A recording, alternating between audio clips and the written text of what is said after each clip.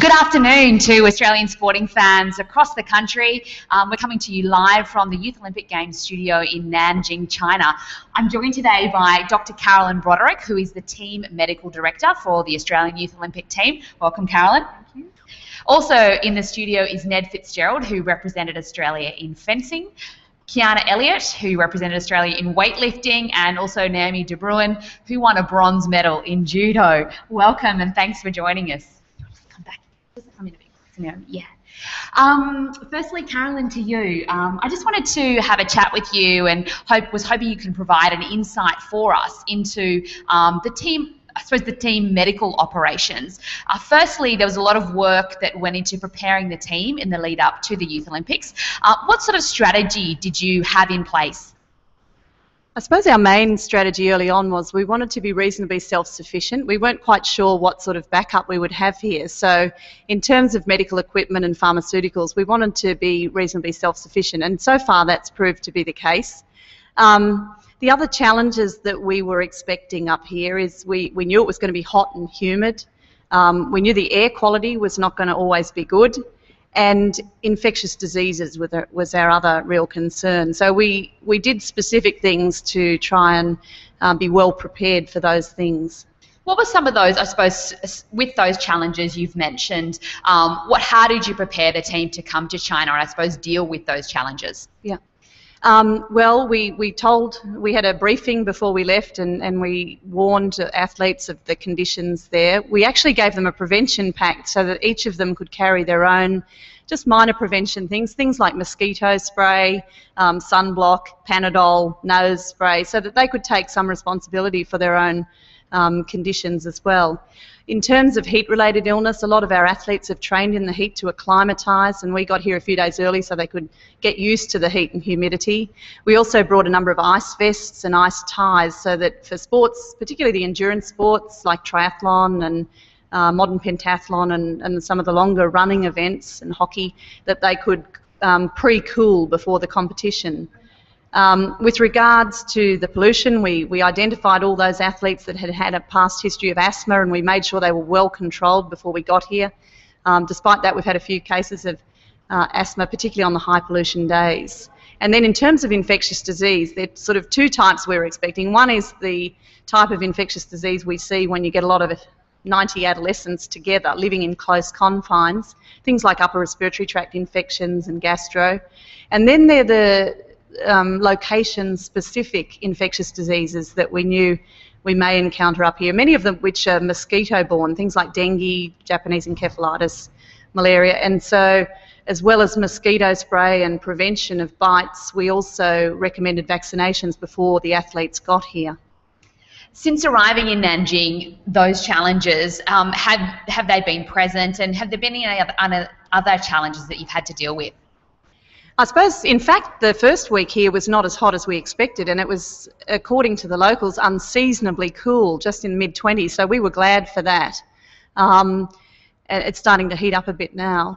In terms of the pollution, we know we follow the air quality index every day, and it's almost invariable that the days where there's high we get concerns in the athletes, but nothing that we haven't prepared for.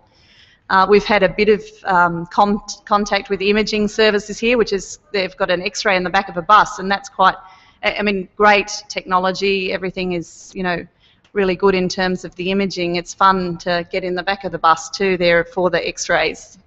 Well, look, we know you've been doing a great job, and we know that also you've been quite busy. How many staff, I suppose, accompany a Youth Olympic team, and what are their roles here during the Games? Well, we have 2 medical staff, myself and one other, and we have 4 physios. And our aim is really to make sure that we have 1 doctor or physio at every contact and collision sport in case of injury, and also for the sports that we were concerned about, heat-related illness or asthma, that we've got someone covering those events. And then we have people back in the village to treat those who are in the village. So it's a lot smaller team than in a senior Olympics, but so far it seems to be working fine. It has, and maybe that's been due to some of the new technologies that you've incorporated into your planning for this team. Can you tell me a little bit about those? Yeah, that's been good. I mean, we're dealing with a wonderful group of adolescents, but they're all very techno-savvy, and so we decided that we needed to get techno-savvy too. So our medical screening, we developed an online app, or it was developed actually at the AIS, an online app that we could get them to fill in their questionnaire on a phone or a tablet. And also we have an online booking system, which is great actually. It gives the athletes a sense of controlling their own destiny. They make their own bookings through our online booking system, and so far that's been working well too. Oh, look, you and your team have been doing a wonderful job. I hope there's no, I suppose, extraordinary incidences for you over the coming days, but we really appreciate what you're doing for the youth team. Thanks, Carolyn. Thanks, Francis. I might have a little chat with Ned now, just about his experience at the Youth Olympic Games. Ned, you competed a couple of days ago in the sport of fencing. How did you go, right, and how did you, I suppose, enjoy the competition? Well, the competition started off really well for me. I was quite surprised at myself. I managed to come out of the first round seeded third, so that meant I got a bye into the quarterfinals. Yeah, and from there I had to fence a Korean guy. And he absolutely demolished me, so I was a bit disappointed about that. But I was overall not too disappointed with my performance. Look, you were just 2 off the podium, finishing in 5th place, which is wonderful. So congratulations. Thank you. I understand you had some great support there, and I think it's due to a relationship between one of your friends and I think an exchange student here at a Chinese school, Caulfield Grammar. How can you tell me a little bit more about that? Well, apparently I didn't actually know about this until a couple of weeks ago, but some people from my school, some students back in Melbourne, they're on exchange here in Nanjing at the same time as the Youth Olympic Games. So they organised for some of their friends to, well, not just some of them, like, a good 50 to 60 of them to come and watch the fencing. So, it was really good support, and I was actually surprised at the impact it made. I think it really helped fire me up, And yeah, I'm really grateful for their support. That's wonderful. Thank you to those students that came out, if you're listening. Yeah, thank you very much. You've been finished now for a couple of days. There's so much going on here at the Youth Olympic Village. Lots of activities to engage in through the Culture and Education program. Have you had a chance to explore some of those, and what have you been doing? Well, yeah, like you said, the Culture and Education program. I haven't even had a chance to go to any of that stuff yet, but I really hope to get out there and visit the wall. I forget what it's called, but yeah, there's a wall that I really want to visit with my coach and some of the other athletes. And there's a treasure hunt apparently as well, which sounds really cool. But yeah, I've just been really busy making friends the past few days and getting to know some of the people from other countries, some of the other fencers, the coaches, things like that. I've been watching some of the events like the hockey and the modern pentathlon. So yeah, there is just so much to do. I'm glad you're having a great time and that you had such a great competition as well. Congratulations. Well, thanks very much. Kiana, over to you. You're here representing Australia in weightlifting. Yeah. What division are you in, and how did you get involved in the sport? So I'm currently in the 63 kilo division, so that means I have to weigh between 58.01 and 63.00. I got into the sport.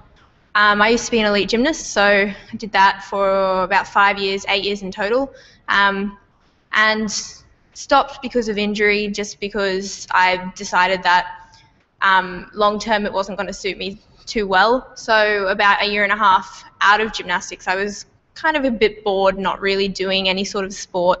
I'm quite a competitive person, so I needed something to fuel that, and I got into some weight training at a local gym, found the barbell movements really, really interesting, and then did a weightlifting workshop and then kind of went on from there. That's amazing. So in a really short space of time, you're wearing the green and gold representing Australia. Congratulations. Yeah, thank you very much. How did you go at the Youth Olympic Games? How did your competition unfold? Yeah, so I didn't have an ideal competition, but I'm really happy with how I went. Went out on a 73 kilo snatch, missed it first attempt, came back and got it on the second, and then took a big 5 kilo jump to have a shot at a new Australian record at 78 kilos, which I did get. Breaking Congratulations. My own, thank you. Yeah, so breaking my own Australian youth record snatch. Then clean and jerks. Started out all right, 86 kilos on an opener. Tweaked a little bit of a joint in my back, So I felt that a little bit, and that sort of affected me mentally for the next 2 attempts, which I was unfortunately unsuccessful on. But it's definitely something that I can learn from and take for experience in the future. And you've broken an Australian record, so congratulations. Thank you very much. I've seen a vision of Susie O'Neill sniffing salts. Can you tell us what they are? Because it looks to be quite a potent formula. Yeah, sniffing salts we use just to kind of clear the head just before you go out to lifts, just so you're really alert and on task. And if you using it repetitively, it kind of becomes a trigger to focus just before you go out to lift. I think it's a combination of ammonia and eucalyptus, I think. So it really hits you, and it takes a few seconds to recover from it. But yeah, it works well. Now, you are an elite weightlifter, but I also believe you've got an interest in watercolour painting. Yeah. Can you tell us more about that? Yeah, so ever since I was little, I've always liked to draw. If it was drawing, just sketching faces or whatever, I was always drawing or even just tracing. And then once I got into school, they always took out the little watercolor sets, and I really enjoyed doing them, and it always seemed to click with me. So throughout high school, I kind of got a few chances to work with watercolor throughout the years, but when it came to year 12 and we got to choose a major work to work on, my first choice was watercolor. So yeah, I can just get lost for hours on end just painting. I really, really enjoy it. Oh, what a lovely pastime. And weightlifting as well. On to Naomi. Now, we might have to get you to sit down on the couch there. Shuffle up, everybody. Sorry, squishy. Naomi, congratulations. You won a bronze medal in judo at the Youth Olympic Games. Tell us, how do you feel? I'm still surprised, I guess, because I didn't really see that one coming. But it was a team effort. You know, I was lucky enough to get such a great team behind, and we just powered through and ended up getting the bronze. You said it was a team effort. It's a different type of competition. So, as I understand, you compete with athletes from all over the world. Can you explain that for us? Yeah, it's something that I've never done before, and I don't think it's it's not very common in any sort of competition. Apparently, they did it at the 2010 Youth Olympics. Yeah. And then they introduced it here again. So pretty much they just draw names out of a hat and put us all together. And it ended up, I think it was 13 teams with 8 different nationalities. So yeah, no, it was great. And, congratulations. Yeah. And so in the actual contest, what were your bouts like? I wasn't very happy with my individual performance. I just wasn't on top of my game that day. I ended up having a bye in my first one, so I sat that one out. And then I unfortunately lost my second match. And I ended up losing my third one too, so I was pretty disappointed with that. But like I said, team effort. Team effort. You still came away with the bronze medal. Congratulations. It's been a couple of days for you now since you've competed too. So have you been enjoying, some of the experiences at the Youth Olympic Village? Yeah, I've been walking around a fair bit. Getting to know all the cultural villages and activities that are here, and it's really enjoyable. You get to make things and be creative, which usually I'm not very good at. So it's been great. And what about the dining hall? Because generally once an athlete's finished competing, they just love going to the dining hall and having free food and food available whenever they like. Have you been overindulging at all? Oh, that's a good question. Obviously, I'm a weight sport, so I have to kind of maintain it. So when I come back, with competitions coming up, I don't want to overeat, but I do like my pastries. Close friends will know that. So I can't, keep my hands away from them. But I've been trying to balance it nicely. Oh, that's great. Look, I'm glad that you're all enjoying yourselves. Congratulations on your competition.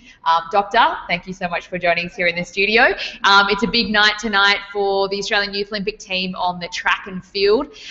We've got 4 athletes contesting A finals, Trey Williams and Sam Geddes, both in the 100-metre sprint, so it'll be a really exciting night out there. We've also got our men's hockey team competing in their quarterfinal against Mexico. So hopefully a few more medals on offer, and you can watch that live on the IOC website, which is olympic.org, or their YouTube channel. Thanks for joining us, and we'll see you tomorrow for another edition of AUSOlympicTeam TV. Bye.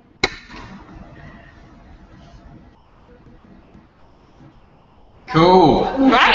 Thanks.